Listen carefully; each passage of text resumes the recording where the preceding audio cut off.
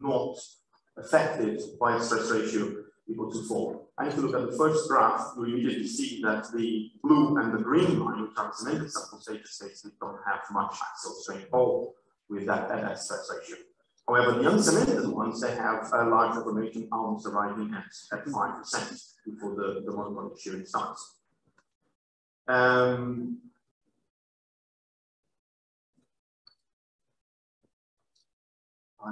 clicking. I didn't stop this. I'm clicking. There you go. So if you look at the stress ratio of 8, what you will see is that now the 1% cement will start showing deformation vertical strength, as well as volumetric, but volumetric are very, very small. But look at what happened with the uncemented sample, which is the black one. It ended up passing the 7.5% vertical strength.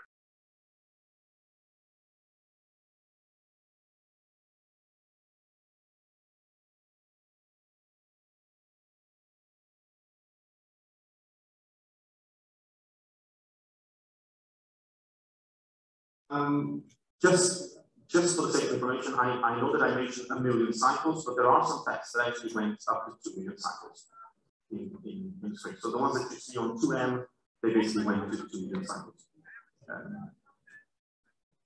So what the first thing to notice is that the addition of cement reduces the effect of the stress ratio, and the higher the cement percentage, the higher is the effective stress ratio that you can apply to the sample before you start looking at large vertical strength. What we then did, because we did the monotonic at the end, we just looked at what's going to happen if we plot the last points of those monotonic tests sample cycle into the critical state lines that we actually determined before with the monotonic tests. And some of the tests, they ended up developing punctures, which is the case of the two that you can see basically reducing in volume drastically, which is the blue. So they obviously started. But what you will see is that the cyclic and the monotonic samples, they seem to match. They seem to go to the same critical state line. There is a wider scatter though in the samples, but they seem to go towards the same critical state line that you actually done with the monotonic tests. And we couldn't see any influence of the stress ratio into the location of the monotonic line. There's nothing that drives towards these tests. We did that for the 1% cement, and the critical state line of the 1% cement is that red line. And what you will see is that most of them are sort of before the line, which means that they couldn't reach that line. So essentially, the number of cycles is sort of starting to influence the bonding of the samples, and that's why they cannot reach that. So there is a damage that is caused by the cycle. There's also damage being caused by the monotonic, but they are not reaching that particular critical state line. And again, we didn't find any influence about the stress ratio. We couldn't correlate anything with stress ratio and the location of the points and critical state line. We did that for the 2% cement as well, and the effects were slightly bigger. So again, disregard the yellow and the magenta. Those are samples that are not developing leaks, but they are clearly below the results of these monotonic tests. Less one of the monotonic tests are clearly below the critical state line that was defined in the monotonic tests. And so again, that looks at only being damaged during the cyclic loading, so that's why they can't reach that particular critical state line. So what I'm going to do now is to look into the cyclic load, what happened during the cyclic period. And what I'm going to do is I'm going to evaluate the reversible deformation. So if you look at the figure, in black is the response from the sample. So every cycle will create a permanent deformation. And within that cycle, we have the resilient deformation, which is the one that you recover. So the permanent deformation you don't recover. So what we did is basically plot them against the number of cycles. The accumulated permanent strain for every cycle, just basically plot them against the number of cycles. And first thing to notice is that there is an accumulation of a large number of samples there at the bottom on that black square. And that's basically where all of the cemented samples are accumulated, apart from two. The first one is the orange one, which is a 2% cement, but look at the stress ratio, 20 times. And that failed basically. So we're going to be looking at that in more detail. And the other one is stress ratio 4 for 1% cement. It sort of gave you slightly higher deformations, but the rest of the samples, they're all uncemented. So having an uncemented sample in various stress ratios caused a lot of deformation. The only time that the uncemented samples were actually at very low strengths is when the stress ratio is 1. So I'm just going to sort of show this because I'm going to use these concepts. So this is the work done by NISE in 2001, and it's the idealized behavior of granular materials under repeated cyclic loads. So what she did is define three ranges of classes, basically. So A, B, and C. So class A is when it's called plastic kick down. So essentially, it's a decreasing strain, permanent strain rate. Strain rate keeps decreasing as you cycle. So there is no reaching elastic state and in these materials. And the range B is what we call a plastic creep limit. So essentially, what you have is the strain rate decreases initially and then starts increasing again with the number of cycles, albeit it takes much longer number of cycles to increase. And range C is when it sort of starts decreasing. Sorry, again, range C is called incremental collapse. So essentially the permanent strain rate decreases initially and starts increasing very rapidly in a small, a much lower number of cycles. All sort of a bit intuitive, but if I look at my data, this is what you will see. The samples that were accumulated at that sort of black box at the bottom, they are all aligned with the vertical axis. And what you see is that the vertical axis is the permanent strain rate, horizontal axis is permanent strain. And what you see is that the permanent strain rate keeps decreasing and keeps going down. And then we are now reaching values that of 10 to the minus 7 strain, which are very small. And I know that some of you might be asking how can you measure that? But we can discuss that later. The answer will be a lot of aberration. So as soon as you start adding cementation, what you'll see, as soon as you start increasing the stress ratio, what you will see is that the curves tend to move towards the right, towards an unstable position, which range C would be sort of down there at the top.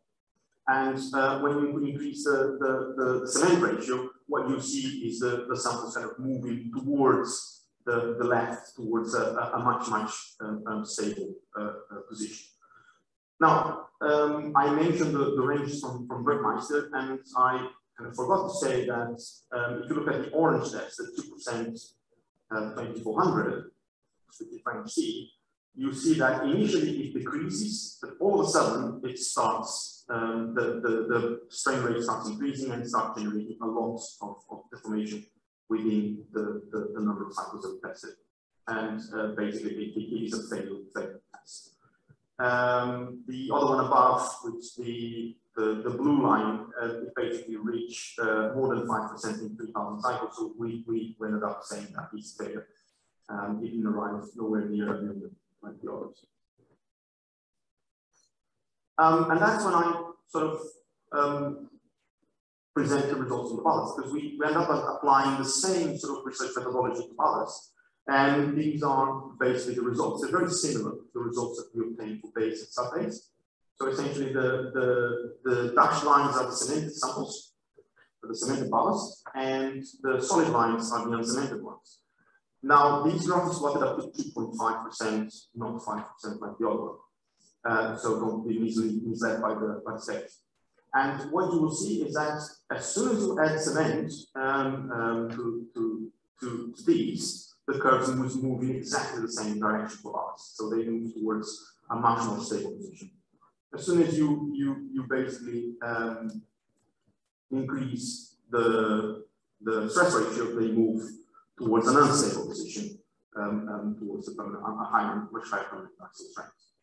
Now, the other thing that we also notice in the ballast is that increasing confining stresses also increase the permanent strain rates, bringing you to that unstable position. Again, not the case for ballast. Now, what I wanted to sort of, I mentioned breakage in the beginning, and then what I'm going to do is I'm going to touch into breakage for these materials, because, well, so essentially in the dashed line, what you will see is basically the original grading, which is that black dashed line in the middle there. And what we did was to collect samples and get the grain substitution of those samples in various parts of the test, various stresses. So after compaction, and you will see that after compaction is the magenta line, so the magenta line is the next one up from the dashed line. So every sample is, you have a little bit of breakage when you are compacting your sample. And then after shearing, which is the orange one after monoclinic shearing, so that kind of creates a bit more breakage into your material. And then after the cyclic plus monotonic, which creates the highest amount of breakage, which is that olive green line, which you can see there. Well, we also tried to do the same for the cemented sample, and that proves quite tricky. Although the interesting thing about light cementations is that they can actually be destroyed by hand very easily, which means that if you apply them on the side and you want to remove them, you don't need special machinery to do it. It's quite easy to remove them, and that's an advantage. So the cemented samples basically showed a coarser grain size distribution. So we weren't energetic enough to break all the bonds, and therefore some of the particles were still stuck together. It was difficult to remove them, and that's why your grain size distribution basically plots below the original one.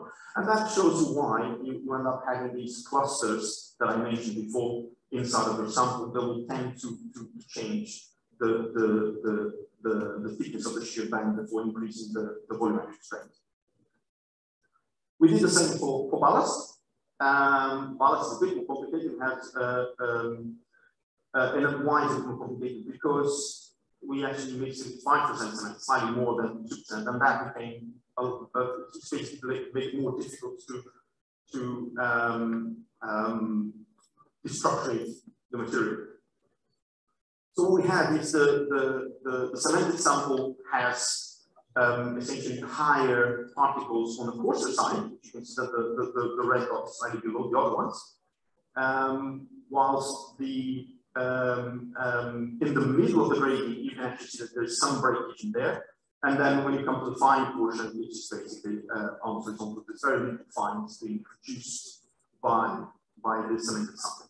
So when you look at these, you'll see that the uncemented sample produces about 1.3% of fines, passing the 0.15, whilst the cemented sample produces 0.23 after this hour disaggregation. So part of it is probably goes we did. What's the importance of this? The importance of this is, in my view, related to attrition. So you are reducing the number of fines that are being produced by the ballast being moving against each other. So you're reducing the impact of these fines to go into the voids of the ballast.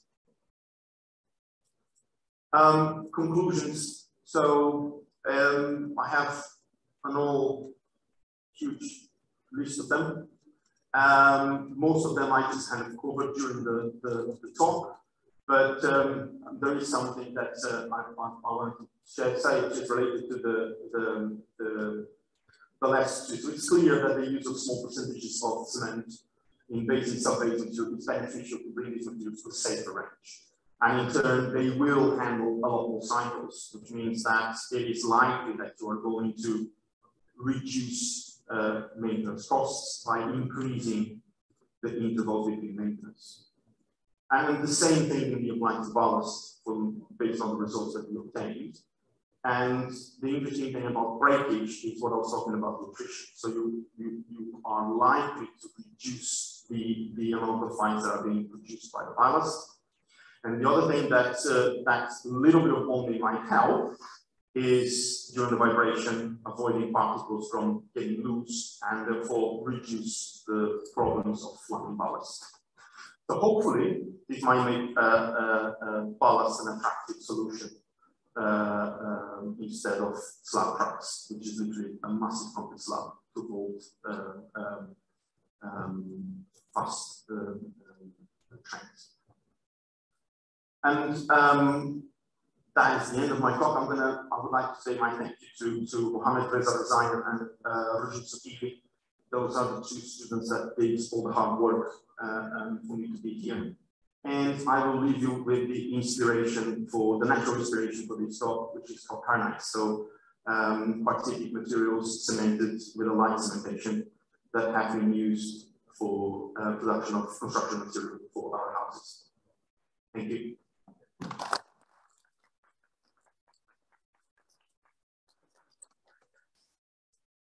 Thank you very much, Pedro. Excellent. Impressive. I really enjoyed it.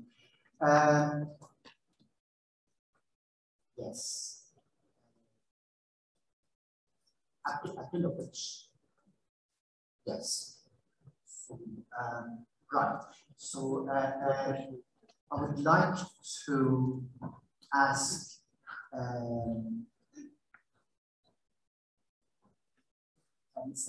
Gurkha. All right. Yes. Sorry.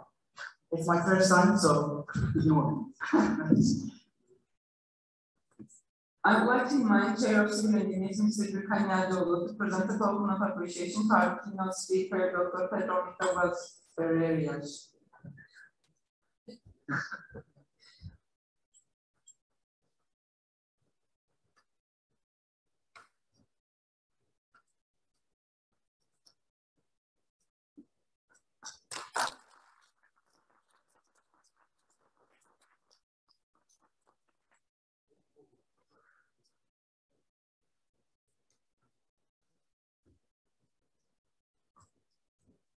Thank you very much, Pedro. Right, so